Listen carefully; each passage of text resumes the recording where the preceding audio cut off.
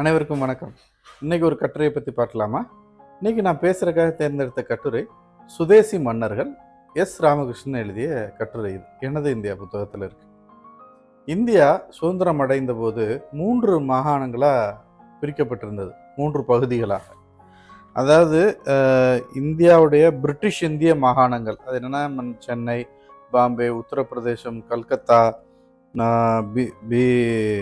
ஒரிசா, பஞ்சாப், பீகார், சிந்து, அஸ்ஸாம், இதெல்லாம் சேர்ந்தது பிரிட்டிஷுடைய மாகாணங்கள், இந்தியா பிரிட்டிஷ் மாகாணங்கள்.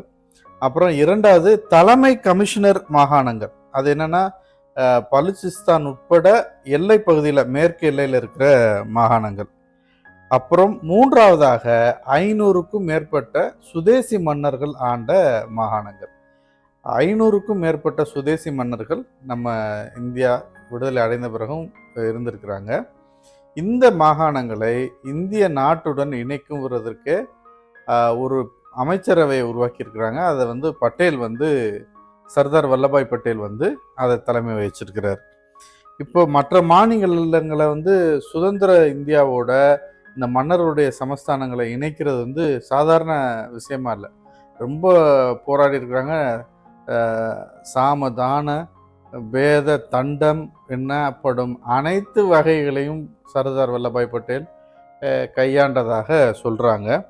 இதுக்கு ரொம்ப உதவியாக இருந்தவர் விபி மேனன் அப்படிங்கிறவர். 1947ஆம் ஆண்டு ஜூலை 25ஆம் தேதி இந்திய மன்னர்களின் மாநாடு ஒன்றை நடத்தியிருக்கிறாங்க. அதில் மவுண்ட் பேட்டன் பேசியிருக்கிறாரு. உங்களுக்கான எல்லா உரிமைகளும் வழங்கப்படும், எல்லா மன்னருக்கான எல்லா சலுகைகளும் கிடைக்கும், அது பிரிட்டிஷ் அரசு முறையாக பெற்றுத்தரும் அப்படின்னு சொல்லிட்டு மாநாட்டில் நடத்தி உறுதி அளிச்சிருக்கிறாரு மவுண்ட் பேட்டன்.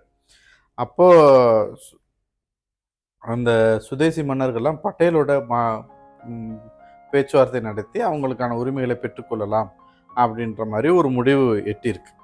ஆனாலும் எல்லா மன்னர்களும் அதற்கு இணங்கி வரல. அப்போது சுதேசி மன்னர்களுடைய சமஸ்தானத்தில் இந்திய தேசிய கொடியை ஏற்றுறது பெரிய குற்ற செயலாக பார்த்துருக்குறாங்க அந்த மன்னர்கள். அதை எதிர்த்து அந்தந்த சமஸ்தானங்களில் எல்லா சமஸ்தானங்களையும், சுதேசி மன்னர்களின் சமஸ்தானங்களையும் இந்திய கொடியை ஏற்ற வேண்டும் என்று கம்யூனிஸ்ட் தோழர்கள் போராட்டம் நடத்தியிருக்கிறாங்க. பிசி ஜோஷி போன்ற மூத்த தலைவர்கள் இந்த போராட்டங்களில் கலந்து கொண்டு எல்லா சமஸ்தானங்களையும் இந்திய கொடியை ஏற்றிருக்கிறாங்க. இப்போ 550 மன்னர்கள் இந்தியாவோட தங்களுடைய சமஸ்தானத்தை இணைப்பதற்கு ஒத்துக்கொண்டு அந்தக்கான பத்திரங்களில் கையெழுத்திட்டாங்க. 3 சமஸ்தானங்கள் மட்டும் போடலை. அது என்னென்னா ஜுனாகத் நவாப், ஹைதராபாத் நிஜாம், காஷ்மீர் மன்னர், இந்த 3 பேர் மட்டும் ஒத்துக்கிறல. அவங்க என்ன பண்ணிட்டாங்கன்னா, அவங்க இணைந்தது பெரிய எதிர்பாராத நிகழ்வு. அவங்க என்ன பண்ணியிருக்கிறாங்கன்னா, தங்கள் ராஜ்யத்தின் வெளியுறவு பாதுகாப்பை பிரிட்டிஷ்ட கொடுத்துட்டு அந்த உள்ளாட்சியை மட்டும் அவங்களுக்கு வச்சுக்கிட்டாங்க. இந்த பாதுகாப்பு இதெல்லாம் பார்க்குறது பிரிட்டிஷ் கவர்மெண்ட்டை கொடுத்துட்டு இவங்க உள்ளாட்சியை பார்த்துக்கிட்டாங்க. அப்போ சுதேசி மன்னர்களில் காஷ்மீர், ஹைதராபாத் 2மே பரப்பளவில் ரொம்ப பெரிய பகுதி. அதற்கு அடுத்தபடியாக மைசூர், பரோடா, குவாலியர், புதுக்கோட்டை நடுத்தர அளவில் உள்ள ராஜ்யங்கள். சமஸ்தானம், ஒவ்வொரு சமஸ்தானத்துக்கும் திவான் அப்படின்னு ஒரு பிரதம அமைச்சர் இருந்திருக்கிறாரு. அதுபோக ரெசிடென்ட் அப்படின்னு பிரிட்டிஷ் கவர்மெண்டோட ஆள் ஒருத்தர் இருந்திருக்கிறார். அவர் அங்கேருந்து பிரிட்டிஷ்காரர்கள், அந்த சமஸ்தானத்துக்குள்ள பிரிட்டிஷ்காரர்களுடைய நலன்களை பார்ப்பதற்காக அங்கே ஒரு ரெசிடென்ட்னு ஒரு இங்கிலீஷ்காரரும் அந்த சமஸ்தானங்களில் இருந்திருக்கிறார். இந்த சுதேசி மன்னர்கள் ஒவ்வொருத்தரும் ஒவ்வொரு ரகம் விதவிதமாக இருந்திருக்கிறாங்க. அவங்களுடைய இதில் படிக்கும்போது அவங்களுடைய மனநிலையை புரிந்து கொள்ளுவதே ரொம்ப கஷ்டமாக இருக்கு. ரொம்ப வித்தியாசமான ஒரு மனநிலை கொண்ட மன்னர்களாக தான் எல்லாருமே இருந்திருக்கிறாங்க. அதுக்கு காரணமே அவங்களுக்கு கிடைத்திருக்கும் அதிகப்படியான உரிமையும் அதிகாரமும் தான் இதுக்கான காரணமாக இருக்கும் அப்படின்னு நான் கருதுகிறேன். ஏன்னா ஆடம்பர பிரியர்களாக இருந்திருக்கிறாங்க. கபூர்தலா மன்னர் தன்னை 16ஆம் லூயியுடைய மறுபிறப்பு அப்படின்னு நினச்சிக்கிட்டாரு. அவர் தன்னை கருதுறாரு. அதுக்கப்புறம் அதற்காக மாளிகையை வார்சலஸ் பேலஸ் மாதிரி பிரெஞ்சு கட்டடக்கலை நிபுணர்களை கொண்டாந்து இங்கே கட்டுறாரு. தன் சமஸ்தானத்தில் உள்ள ஆட்சி மொழியை பிரெஞ்சு மொழி தான் ஆட்சி மொழின்னு அறிவிக்கிறாரு. ஸ்பெயின் நாட்டுக்கார பெண் ஒரு பெண்ணை ஒரு நடன இதில் பார்த்துட்டு உடனே காதல் கொண்ட அந்த பெண்ணை கல்யாணம் பண்ணி கொண்டு வந்துடுறாரு. அனிடா டெல்கோடா அப்படின்ற ஒரு ஸ்பெயின் நாட்டுக்கார பொண்ணை. இந்த மாதிரி அவர் வந்து தன்னை ஒரு பிரெஞ்சுக்காரனாகவும் அது 16ஆம் லூயியுடைய மறுபிறப்பினே கருதி அவர் கபூர்தலா மன்னர் வாழ்ந்திருக்கிறார். அதற்கடுத்து வித்தியாசமான ஒரு குணம் கொண்ட மனிதர் வந்து காசியுடைய ராஜா. அவர் எங்க சென்றாலும் பசு முகத்துல தான் முழிக்கணுமா. அதனால அவர் எங்க பயணம் போனாலும் பசுமாடுகளையும் கூடவே அழைத்து போயிருக்கிறாங்க. பாட்டியாலாவுடைய மன்னருக்கு வந்து மிகவும் பிடித்த விஷயம் என்னன்னா சாப்பிட்றது தான் அவருக்கு ஒரு நாளின் முக்கியமான வேலையே. ஒரு நாளைக்கு உணவில் நெய்யில வறுத்த 6 கோழிகள், 2 கிலோ ஆட்டு இறைச்சி இது வேணும் அவருக்கு. அப்புறம் பாலில் செய்யப்பட்ட இனிப்புகள், காடை, கவுதாரி, புறா, மான், மிளா, மீன் என ரகரகமாக பொரிக்கப்பட்டு உணவு மேஜையில் அடுக்கப்பட வேண்டும் அவருக்கு. அவரது எடை வந்து 136 கிலோ, 300 பவுண்டு எடை உள்ள மனிதராக இருந்திருக்கிறார் பாட்டியாலா மன்னர். இப்படி ஆண்டு முழுவதும் சாப்பிட்டு ஒரு மாதம் வெறும் எலுமிச்சம்பழ சாராக குடிச்சு உடம்பை இறக்குவாராம்.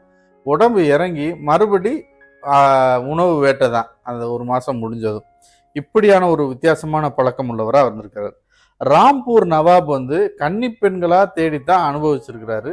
அதுக்கு நினைவு பரிசு அவங்களுடைய மூக்குத்தியை கழட்டி வச்சுக்கிடுவாராம். அவரிடம் ஆயிரக்கணக்கான மூக்குத்திகள் இருந்தன அப்படின்னு சொல்றாங்க.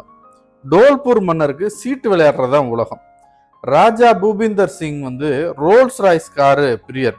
இவரது ஆடம்ப கார்களின் முகப்பை வந்து தங்கத்தால் இழைத்து வடிவமைச்சிருக்காங்க. அதுபோக முன்னாடி கட்டுறதுக்கு விதவிதமான நகைகள், முத்துமணி மாலைகள்லாம் அந்த கார்ல கட்டுறதுக்கு வச்சிருந்துருக்காங்க. நம்ம நாட்டில் இருந்த சுதேசி மன்னர்கள்ட்ட மட்டுமே ஆயிரக்கணக்கான ரோல்ஸ் ராய்ஸ் கார்கள் இருந்தன அப்படின்னு சொல்றாங்க. ஒவ்வொரு காரும் என்ன விலை, இப்போ என்ன விலை, அப்போ என்ன விலையில இருந்திருக்கும் ரோல்ஸ் ராய்ஸ் கார்னு பார்த்துக்கோங்க. இந்த மாதிரி வித்தியாசமான குணம் கொண்ட மன்னர்கள் ஒருத்தர் தான் ஜுனாகத்தோடைய நவாப். அந்த குஜராத்தோடைய தென்மேற்கு பகுதி மஹபத் கான் ரசூல் கான் அவர் பேர். இவருக்கு வந்து நாய்னா ரொம்ப உயிர், நாய் பிரியர். 800 நாய்கிட்ட வச்சிருந்திருக்காரு. அந்த நாய்களுக்கு ஒவ்வொன்றுக்கும் தனித்தனி இடம், அந்த நாய்களை பராமரிக்க தனித்தனி ஆள் வேற இருந்திருக்காங்க. மன்னர் விரும்பும்போது நாய்களை கூட்டு வர்றதுக்காக ஒவ்வொரு நாய்க்கு அந்த பராமரிக்கும் இடத்துக்கு பக்கத்துலையும் 800 இடத்துலையும் தொலைபேசி வசதி இருந்திருக்கு. அவர் ஃபோன் பண்ணி கூப்பிட்டு அந்த நாயை கூட்டிட்டு வரணும். அப்போ அந்த நாய்கள் ஒவ்வொரு நாய்களுக்கும் விசேஷமான உடைகள், அலங்கார மணிகள், இது எல்லாமே தனித்தனியா எல்லா நாய்களுக்கும் அவர் அனுபவிச்சிருக்கிறாரு. ஏதாச்சும் ஒரு நாய் இறந்து போச்சுன்னா சலவைக்கல் போட்டு அதுக்கு கல்லறையெல்லாம் கட்டியிருக்கிறாங்க அந்த நாய்களுக்கு. அப்போ அந்த மன்னர் தூங்கும்போது அவர் கூடவே தூங்குறதுக்காக ஒரு சில நாய்கள் எப்பயுமே அவர் படுக்கறையில் இருக்கணுமா, அந்த நாய்கள் இருக்கும். அதுபோக இந்த மன்னர் இருக்காரு, இந்த நாய்களை நேசித்த அளவில் கொஞ்சம் கூட அந்த மக்களை நேசிக்கவே இல்லை. நாய்கள் மேலே அவ்வளோதான் இருந்திருக்கிறார். அவருக்கு ஒரு செல்ல மகள் அப்படின்னு சொல்லப்படுற ஒரு நாய் இருக்கு, ரோஷனா ரா அப்படின்ற நாய். அதுக்கு விமரிசையாக திருமணம் செய்ய ஏற்பாடு பண்ணிட்டார். அதுக்கு அந்த ஏற்பாடு பண்ணிட்டு அதுக்கு மணமகன் தேடும் பணி நடந்து மங்க்ரோல் அப்படின்ற சமஸ்தானத்தில் பாபி என்ற ஒரு அழகான ஆண் நாயை மணமகனாக தேர்வு செஞ்சுட்டாங்க. அழைப்பிதழ் அச்சிடப்பட்டு எல்லாருக்கும் கொடுத்துருக்குறாங்க. திருமண விழா 3 நாட்கள் நடந்திருக்கு. எல்லா சமஸ்தானத்தை சேர்ந்த மன்னர்கள், நவாபுகள், ஜமீன்தார்கள் விருந்தினர்களாக அழைக்கப்பட்டிருக்கின்றனர். திருமணத்தின் தலைமை விருந்தினராக ஒரு வெள்ளைக்காரர் லார்ட் கர்சன் அவரை கூப்பிட்டுருக்குறாங்க. அது அவருக்கு 2 நாய்க்கு நடக்கிற கல்யாணம் தெரிஞ்சது அவர் வரலன்றது இவர் சொல்லிட்டார். இந்த மன்னர் வந்து ஜுனாத் நவாப் இது பெரிய என்னை அவமானப்படுத்திட்டார் அவரு அப்படின்னு வெளிப்படையா அறிவிச்சிட்டாரு. திருமண நிகழ்ச்சிக்கு மட்டும் 1 லட்சம் பேருக்கு மேல கலந்துக்கிட்டாங்களாம். அந்த திருமண நிகழ்ச்சியில திருமண நாள் அன்று காலையில அந்த ரோஷானா ரா என்ற நாய் பன்னீர்ல குளிக்க வைக்கப்பட்டு வெள்ளி பல்லக்கில் பட்டு ஆடைகள், வைர நகைகள்லாம் போட்டு வெள்ளி பல்லக்கில் வைத்து ஊர்வலமாக கொண்டு போயிருக்கிறாங்க அந்த ரோஷனாரா நாயை.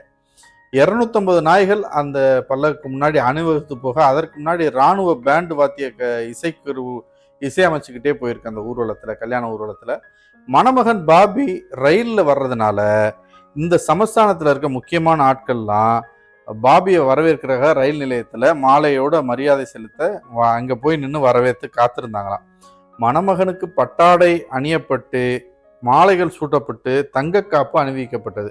அப்படி அந்த கல்யாணம் நடந்திருக்கு. அந்த கல்யாணம் முடிஞ்சு அவங்களுக்கு இந்த புதுமண தம்பதிகளுக்குன்னு தனி படுக்கையறை ஒதுக்கி அவங்கள கூடவே இருந்து பார்த்துக்கிற இங்கிலீஷில் ஒரு வெட்டினரி டாக்டரையும் அப்பாயின்மெண்ட் பண்ணியிருக்காங்க. இந்த சுதேசி மன்னர்கள் அப்படின்னு படிக்கிறப்போ 500க்கும் மேற்பட்ட மன்னர்கள், ஒரு 2-3 மன்னர்களுடைய வித்தியாசமான குணங்களை தான் நம்ம பார்த்தோம். அப்போது இந்த மன்னர்கள்லாம் என்னென்ன மாதிரி செஞ்சுருப்பாங்க, என்னென்ன ஆட்டம் ஆடியிருப்பாங்க, இந்த இந்த மாதிரி மனநிலை கொண்ட மன்னர்களின் கீழே வாழ்ந்த மக்களுடைய நிலைமை என்னவா இருந்திருக்கும் அப்படின்னு யோசிச்சு பார்க்கும்போதே உண்மையிலேயே அச்சமாக தான் இருக்கு. இன்று உங்களோடு சுதேசி மன்னர்கள் என்ற கட்டுரையை வாசித்ததில் எனக்கு ரொம்ப மகிழ்ச்சி. நன்றி, வணக்கம்.